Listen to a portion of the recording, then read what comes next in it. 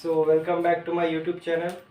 So in this video I am going to start the new topic, and here in previous class, if you see my previous lecture, then in previous class I deal about the properties of charge. So go and watch my previous lecture so that you can get benefit from it. So in today's class I am going to start the second part of the properties of charge. Basically in previous class I have dealt about the basic properties of charge, but in now today's class I am going to start the higher and the very important properties which is very important for your higher classes and for your basic understanding of the chapter electrostatics. So let's start the today's lecture. So here you can see on this whiteboard properties of charge. So this is the second lecture of properties of charge. So go and watch my previous lecture. If you not see my previous lecture, I will give you the link in my description so that you can get it easily. So let's start the properties of charge. So first of all, properties of charge. So let's recap the previous lecture. So previous lecture में हम लोगों ने देखा था charge एक scalar quantity होता है। Charge दो तरह का होता है, first one is positive, second one is negative. ठीक है, और हम लोगों ने क्या देखा था, लाइक चार्ज रिपेल करते हैं और अनलाइक चार्ज अट्रैक्ट करते हैं। ये सब चीज़ बेसिक प्रॉपर्टी हम लोगों ने चार्ज का देखा था। एसआई यूनिट चार्ज का कूलम होता है। तो आज की क्लास में कुछ हट के देखना है, ठीक है, कुछ अलग देख रहे हैं और कुछ हायर देखेंगे। तो सबसे पहले आता है word additivity of charge. The first property is additivity. Additivity of charge. Additivity मतलब क्या होता है? एडिशन। एडिशन से बना एडिटिविटी। एडिशन मतलब जोड़ना। तो चार्ज हम लोग जानते हैं स्केलर क्वांटिटी, तो स्केलर क्वांटिटी को हम लोग ऐड कर सकते हैं बाय यूजिंग अलजेब्राइक मेथड। यानी स्केलर क्वांटिटी को हम सिंपल अलजेब्रा से जोड़ सकते हैं। ठीक है, तो एडिटिविटी ऑफ चार्ज क्या होता है कि दो या दो से ज़्यादा अगर चार्ज है किसी भी सिस्टम में, सिस्टम कहने का मतलब मान लेते हैं एक रीजन हम यहाँ डिफाइन करते हैं, इसके अंदर मान लेते हैं यहाँ पे चार्ज है, एक 2 कूलम चार्ज है, ठीक है, यहाँ -3 कूलम चार्ज है, 4 कूलम चार्ज है। ठीक है, ये एक तरह का क्या हो गया, सिस्टम हो गया। इस सिस्टम के अंदर 3 टाइप्स ऑफ चार्ज है। The first one is 2 coulomb, second one is -3 coulomb and the third one is 4 coulomb. तो ये सब चार्ज है। ठीक है, एडिटिविटी ऑफ चार्ज क्या बोलता है, the net charge on a system, किसी भी सिस्टम में जो नेट चार्ज होगा is equal to algebraic sum of the charge of its constituent. Constituent मतलब जो पूरे जो भी चार्ज इंडिविजुअल चार्ज सिस्टम के अंदर मौजूद है। कहने का मतलब किसी भी सिस्टम के अंदर जो नेट चार्ज होगा, ओवरऑल चार्ज, वो कैसे लिख लेगा, उस सिस्टम के अंदर जितने भी चार्जेस है सबको सिंपल अलजेब्रा से जोड़ के जो नेट रिजल्ट आएगा वो किसके बराबर होगा, इस पूरे सिस्टम के चार्ज के बराबर। यानी क्यू नेट जो होगा, अगर इस सिस्टम पे हमको चार्ज निकालना है, नेट चार्ज क्यू नेट, तो क्यू नेट कैसे निकलेगा, मान लेते हैं एक को Q1, दूसरे को Q2 प्लस Q3, इस तरह से बढ़ते जाएगा। यानी अगर किसी भी सिस्टम में नेट चार्ज निकालना है तो जितने भी चार्ज उसमें इंडिविजुअल है सभी को ऐड कर देना है। तो ये जो आएगा एडिशन के बाद, the result we get after addition, this is the net charge and this property is called additivity of charge. Additivity of charge क्या है, किसी भी सिस्टम में नेट चार्ज अगर निकालना है तो उसमें जितने भी चार्ज दिए हुए उसको सिंपल अलजेब्रा से हम लोगों को क्या करना है, ऐड कर देना है। ठीक है, तो क्यू नेट यहाँ पे क्या आएगा, Q1 that is 2 coulomb, Q2 4 coulomb, Q3 -3 coulomb. तो after adding 4 + 2 6 -3 that is 3 coulomb. This is the Q net. यानी नेट चार्ज जो सिस्टम में क्या होगा, algebraic sum of charge of its constituent. ठीक है, तो इसको हम लोग लिख सकते हैं, the net charge on a system is equal to algebraic sum of charge of its constituent. ठीक है, इसको आप लिख सकते हैं एडिटिविटी ऑफ चार्ज को। ठीक है, अब आगे देखेंगे हम लोग।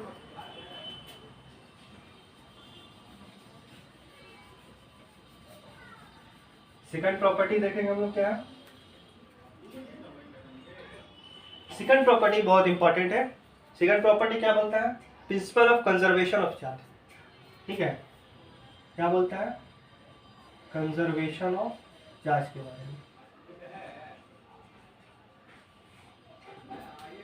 कंजर्वेशन ऑफ चार्ज, कंजर्व, हम लोगों ने अगर क्लास 9 में हम लोग पढ़ा हुआ conservation of energy, conservation of linear momentum, और हायर क्लास में जाएंगे तो कंजर्वेशन ऑफ एंगुलर मोमेंटम पढ़ेंगे।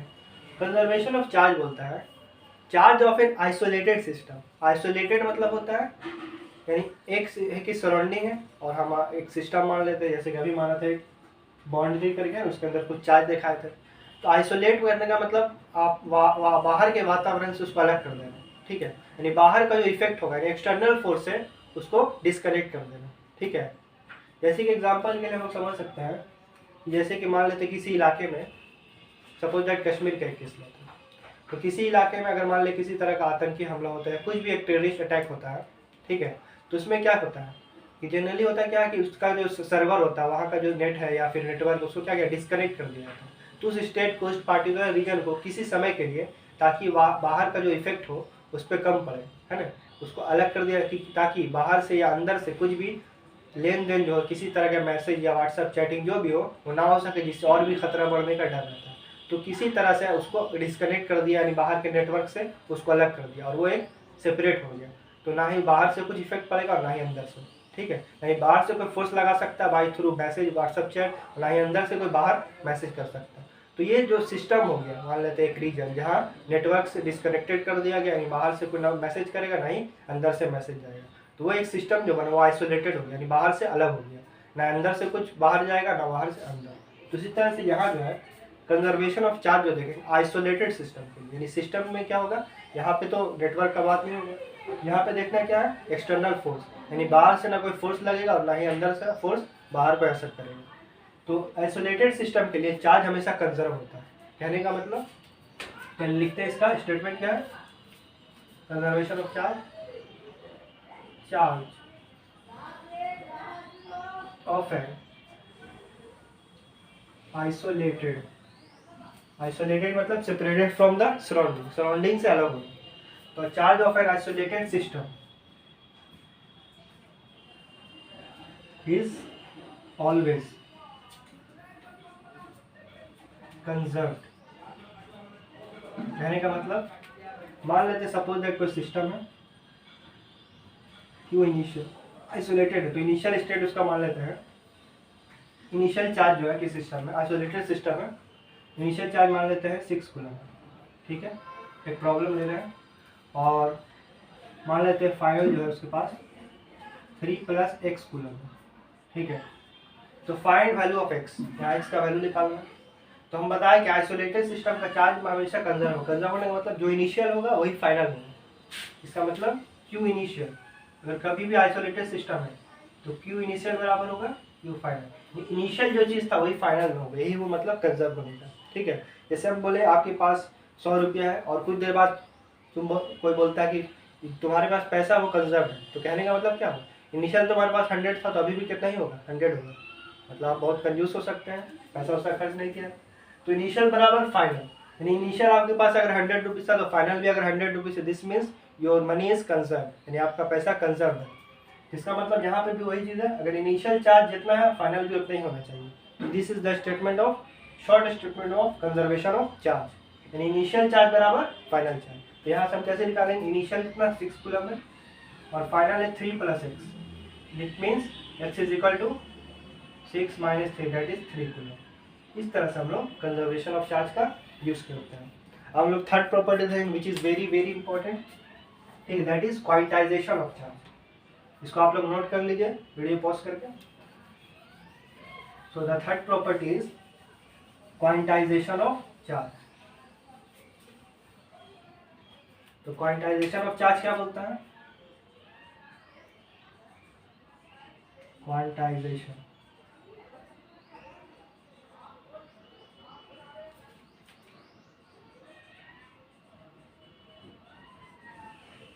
क्वांटाइजेशन ऑफ चार्ज क्या होता है, चार्ज ऑन ए बॉडी, किसी भी बॉडी पे जो चार्ज होगा वो होगा integral multiple of charge of an electron. कहने का मतलब क्या है, कोई भी बॉडी है, एक ह्यूमन बॉडी लें या कोई भी एक मैटर लें, ठीक है, बॉडी यहाँ पे कोई भी मैटर होगा तो उस पर जो चार्ज होगा, चार्ज पाया जाएगा, वो किस एस्पेक्ट में, किस तरह से पाया जाएगा, वो पाया जाएगा इंटीग्रल मल्टीपल। इंटीग्रल तो हम लोग जानते हैं प्लस माइनस, है ना, वन माइनस इन्फिनिटी से प्लस इन्फिनिटी के बीच में 1 2 3 4, अगर मैं निगेटिव में जाए तो 0 -1 -2 -3 -4 इस तरह से, तो ये इंटीजर होता है। तो किसी भी बॉडी पे जो चार्ज होगा, चार्ज ऑफ इलेक्ट्रॉन, जो कि कितना होता है 1.6 × 10⁻19 कूलम विथ नेगेटिव साइन, है ना। तो इलेक्ट्रॉन पे जो चार्ज है उसका इंटीग्रल मल्टीपल होगा। कहने का मतलब कोई बॉडी है तो उस पर जो चार्ज होगा वो क्या होगा, अगर चार्ज ऑफ इलेक्ट्रॉन को हम ई लिखते हैं, ई का वैल्यू है 1.6 × 10⁻19 कूलम, ठीक है। तो अगर किसी बॉडी पे हम चार्ज उसको ई लिखते हैं, इलेक्ट्रॉन पे चार्ज का इंटीग्रल वैल्यू, कहने का मतलब या तो 1 ही हो सकता है, या तो 2 ही हो सकता है, या तो 3 हो सकता है। हाफ पॉइंट में नहीं आएगा। क्वांटाइजेशन का मतलब ही होता है हमेशा एक डिसकंटिन्यूअस होगा, एक बीच में गैपिंग होगा, इंटीजर के रेशियो में गैप होगा, ठीक है।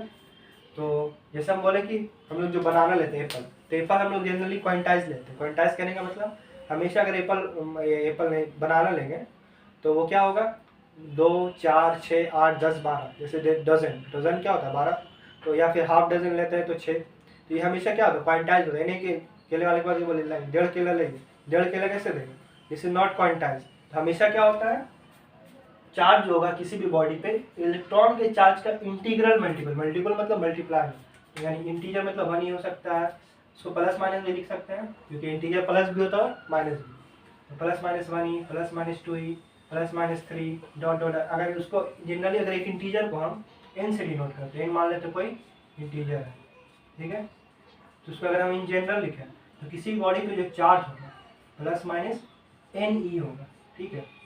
This is the quantization principle of charge, यानी charge of an body is integral multiple of charge of an electron. इसको आप लोग लिख सकते हैं, फिर से हम रिपीट करते हैं, charge on a body is equal to the integral multiple of charge of an electron, ठीक है। This is the mathematical statement of quantization of charge. तो आज के वीडियो में इतना ही रहने देते हैं, अगले वीडियो में हम लोग इससे कुछ रिलेटेड प्रॉब्लम देखेंगे, ठीक, और कुछ और प्रॉपर्टी आपको बताएंगे।